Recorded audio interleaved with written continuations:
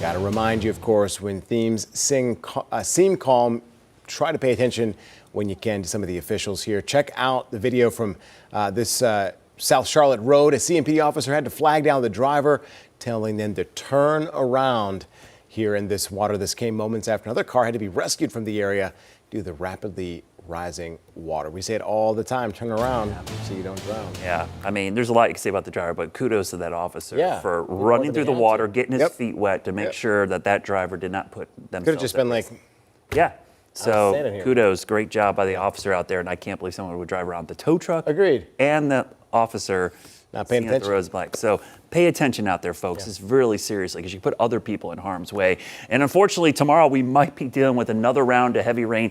I don't anticipate anything like we had this morning. Kind of a surprise 4 to 5 inch swath that kind of moved right over the urban setting from Rock Hill up to Charlotte. So it ran off super quick and we had flash flooding. But because of that rain, it's going to take less rain to cause additional flooding because everything's saturated. So the runoff will be exaggerated again tomorrow with any rain that develops in the morning.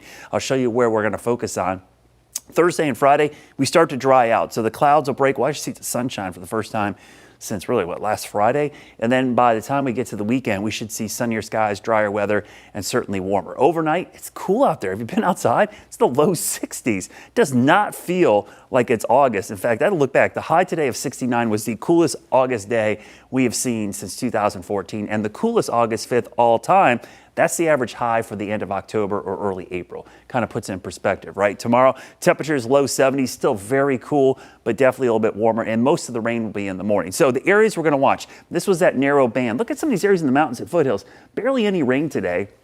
Even out east, not that much rain. There's this swath right here, and this very narrow swath that dropped 4 to 5 inches from central York County into southern Mecklenburg County. So if we see rain in that exact same spot tomorrow or over these same communities, we're likely going to get flash flooding because there's not enough room in the soil. The soil is saturated, the creeks are already full, so it will actually take less rain tomorrow to cause issues. So this is my focus. There's an upper level disturbance. It's hard to tell. You could see it starting to form on the radar and satellite, but you could see it in the water vapor loop. There's a little spin right here. That's going to travel northeast, and there's a plenty of moisture in the atmosphere. So right now we've got a low risk for flash flooding, but tomorrow you see that medium risk from Charlotte east. That's in case that thing tracks right over us again and we see another band of heavy rain develop. By Thursday, things start to dry out. So tonight, just drizzle mist for the next several hours. By 3, 4 in the morning, you see this cluster of storms?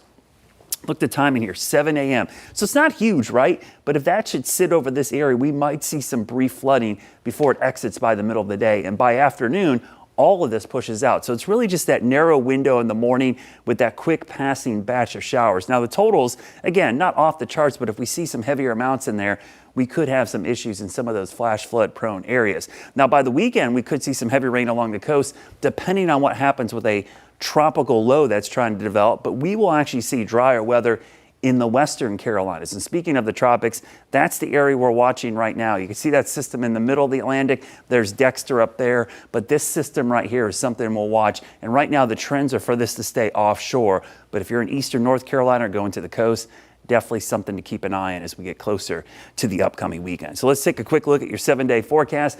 Temperatures again will stay on the cooler side until we get to the weekend, back in the 80s. And by next week, here comes summer, making a comeback with temperatures back into the low 90s. All right, Brad, thanks for the heads up.